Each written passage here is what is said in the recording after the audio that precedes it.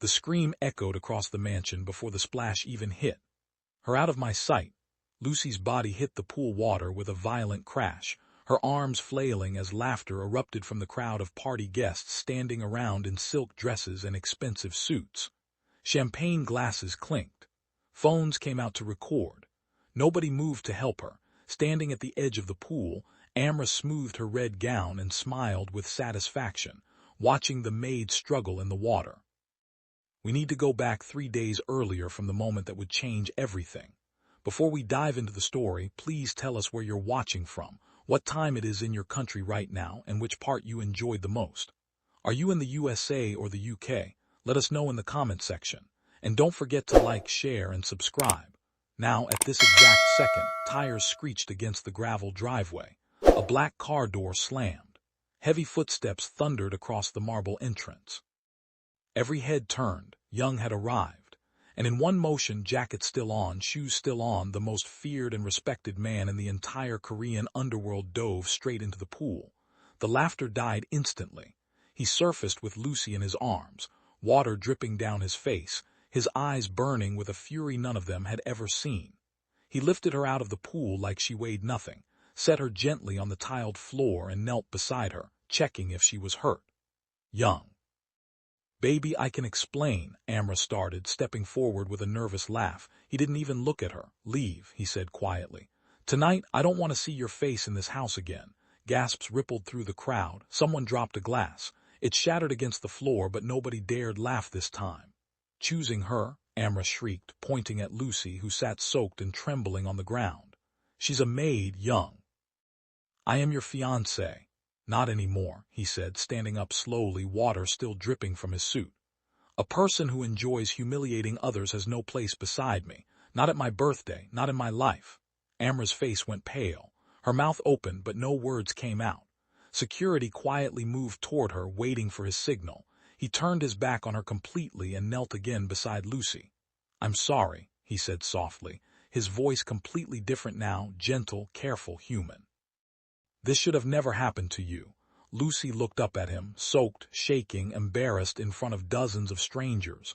But there was something in his eyes that made her stop trembling. He wasn't looking at her like she was staff. He was looking at her like she mattered. "What's your name?" he asked. "Lucy," she whispered.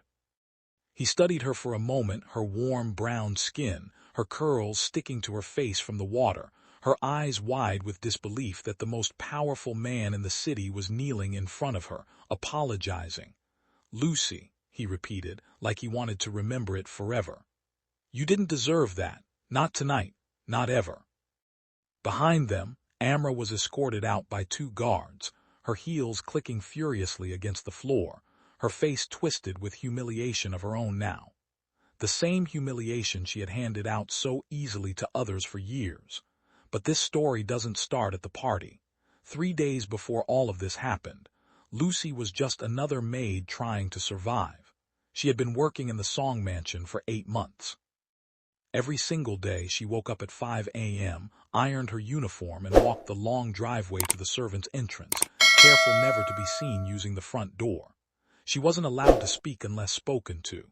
She wasn't allowed to make eye contact with guests. She wasn't allowed to sit, even during her 15-minute breaks. Her mother was sick back home, and every dollar Lucy earned went straight into medical bills. She never complained. She never argued. She simply worked, silently, invisibly, the way the world seemed to expect her to. Amra, the fiancé of the mansion's owner, made sure of that. From the very first week Lucy started working there, Amra had taken a strange pleasure in testing her. Spilling drinks just to watch her clean it up. Criticizing her uniform even when it was perfect, calling her lazy, stupid, replaceable in front of other staff, in front of guests, in front of anyone who would listen. Lucy never fought back. She needed this job too badly. Young, the owner of the mansion, and the man everyone in the underground world knew simply as boss, was rarely home. His empire kept him busy. Meetings that started at midnight, deals that spanned 3 countries, enemies that never slept. He trusted his household staff to run smoothly under his fiancée's management, never realizing what was actually happening inside his own walls. He didn't know that his fiancée mocked the maids for sport. He didn't know that Lucy cried quietly into her pillow some nights, wondering if she'd ever be treated like a human being again. He didn't know that 2 days before his birthday party, Amra had already tried to get Lucy fired twice, and failed only because the head housekeeper quietly refused, sensing something Amra didn't: that Lucy worked harder, more honestly, and more kindly than anyone else in that house. 2 days before the party, Lucy was polishing silverware in the kitchen when she overheard hushed whispers from 2 other staff members. "She's planning something for the party," one whispered. "Amra. She told Chef she wants to put the new girl in her place in front of everyone." Lucy's hands froze over the silver spoon she was holding. "Why me?" she asked quietly. The older housekeeper, a kind woman named Grace who had worked in the mansion for over a decade, placed a gentle hand on Lucy's shoulder. "Because you're kind, dear, and kindness threatens people who have none." Lucy didn't sleep well that night. She thought about quitting. She thought about her mother's medical bills. She thought about how unfair the world could be to people who simply tried their best, but she stayed, because she had no choice, because giving up wasn't something she allowed herself to do, no matter how heavy life became. The day of the party arrived. Chandeliers were lit. Caterers filled the halls with the smell of expensive food. Guests in designer clothes filled every room, laughing, drinking, celebrating a man most of them feared more than respected. Lucy was assigned to serve drinks near the pool area, Amra's specific request, though Lucy didn't know why at the time. She would find out soon enough. "Bring me wine," Amra had ordered, waving her hand dismissively without even looking at her. In the chaos of the party, dozens of people shouting orders, waiters rushing past each other, trays clashing, Lucy grabbed a glass from the wrong tray. A simple, honest mistake. She rushed it over, hands slightly shaking from nerves. "Here you go, ma'am," she said, holding it out politely. Amra took one sip and immediately spat it out, her face twisting into disgust. "This is juice," she hissed, loud enough for nearby guests to turn and stare. "Are you trying to embarrass me?" "So sorry, I'll get the right one immediately." But it was too late. Amra had already decided this was her moment. With a cruel smile spreading across her face, she grabbed Lucy's wrist tightly. "Me cool you off instead," she said. And with one hard shove, Lucy went flying backward into the pool, her scream cut short by the water swallowing her whole. The crowd laughed. Phones came out.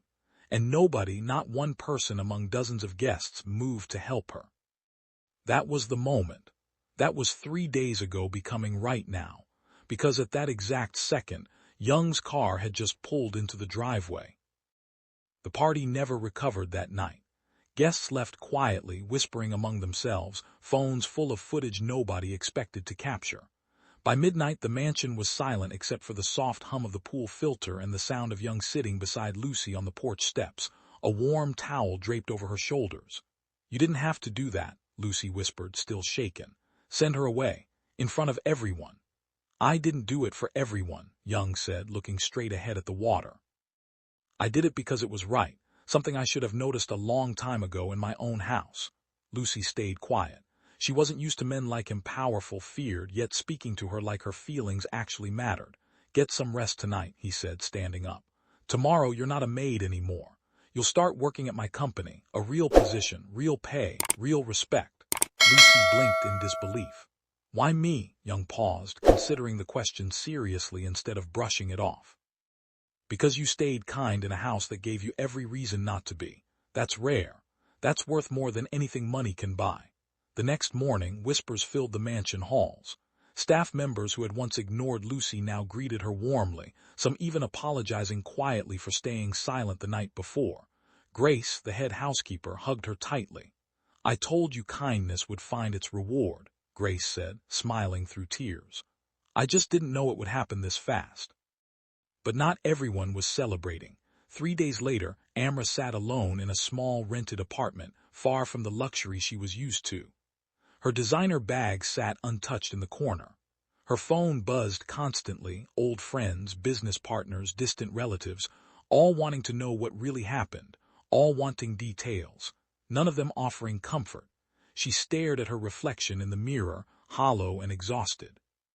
For the first time in years, Amra thought about every person she had ever humiliated. The waiter she once got fired for bringing the wrong order. the assistant she screamed at over spilled coffee. The countless maids, drivers, and workers she had treated like they were beneath her. She thought of Lucy's face, not angry, not vengeful, just quietly hurt, and something inside her cracked. She had spent her whole life believing that power meant control over others. That respect could be forced. That cruelty made her strong. She was wrong. And now she understood exactly how wrong, sitting alone in an apartment with no one left to call. Meanwhile, Lucy's life transformed in ways she never imagined. Young personally introduced her to his executive team, giving her a position in his company's community outreach division, work that let her use her natural kindness and integrity for something bigger than serving drinks at parties. She excelled almost immediately.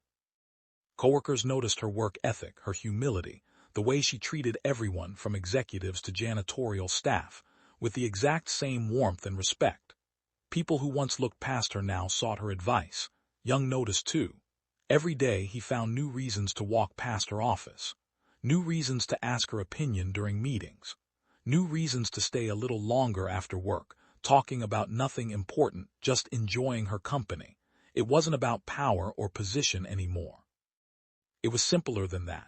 He admired who she was. One evening, months into her new role, Young invited her to dinner not as his employee but as herself. Built an empire, he admitted quietly over candlelight, but I never had someone who saw me as a person instead of a title, until you. Lucy smiled softly. You saved me that night, not just from the pool, from believing I didn't matter. You always mattered, Young said. I was just late in noticing. Relationship grew slowly, built on respect rather than status, on conversations rather than convenience. Lucy never once used their closeness for personal gain. She still worked hard, still stayed humble, still treated people the same way she always had, as equals. That, more than anything, was what made Young fall completely in love with her. 6 months after the night by the pool, wedding invitations went out across the city. Beautifully designed cards with elegant gold lettering announced the wedding of Young and Lucy, the Mafia boss and the woman who once served drinks at his birthday party. The news spread fast. Some were shocked. Others weren't surprised at all. They had seen how he looked at her that night, how his entire demeanor changed the moment he pulled her from the water. When the invitation reached Amra, she opened it with trembling hands. She stared at Lucy's name printed beside Young's, and for the first time in years, she allowed herself to cry not out of jealousy, but out of genuine regret. She thought about all the birthdays, parties, and gatherings where she had humiliated someone simply because she could. All the moments she chose cruelty over kindness, thinking it made her powerful, when really it only made her alone. Sitting there with the invitation in her lap, Amra finally understood something Lucy had known all along. True strength isn't found in how many people fear you. It's found in how many people you lift up along the way. She never attended the wedding, but she sent a short letter, tucked quietly into an envelope, delivered to Lucy's new home. I'm sorry for everything I put you through. You didn't deserve any of it. I hope you and Young find the happiness I once thought I had but never truly did. Thank you for teaching me, without ever meaning to, what kindness really looks like. Lucy read the letter twice, then folded it carefully and placed it in a drawer. Not out of resentment, but as a reminder that people can change, that pain can teach lessons cruelty never could, and that forgiveness costs nothing but heals everything. On the day of the wedding, under a sky painted gold with the setting sun, Lucy walked down the aisle in a simple, elegant white dress. No extravagance, no arrogance, just quiet grace, the same grace that had carried her through every hardship life had thrown her way. Young stood at the altar, watching her walk toward him, and for the first time in his life he felt something more valuable than power, wealth, or fear. He felt peace. As they exchanged vows, he took her hand and said quietly, "You taught me that respect isn't given because of a title. It's earned through character. And you, Lucy, have more character than anyone I've ever known." Crowd erupted in applause, but for Young and Lucy, the noise faded into the background. All that mattered was the promise between them, built not on fear, but on kindness, patience, and genuine love. And somewhere across the city, in a quiet apartment, Amra watched the sunset alone, finally at peace with the lesson life had forced her to learn. true power isn't about who you can bring down. It's about who you choose to lift up. Kindness, patience, and humility will always outlast cruelty, because in the end, the world remembers not the people who humiliated others for laughs, but the ones who stood quietly through the storm and rose anyway. And that is how this story comes to an end. Sometimes life begins with pain, but can end in hope when kindness appears. If this story touched your heart, don't forget to like this video, share it with others, and subscribe for more emotional and inspiring stories. Your support keeps these stories alive.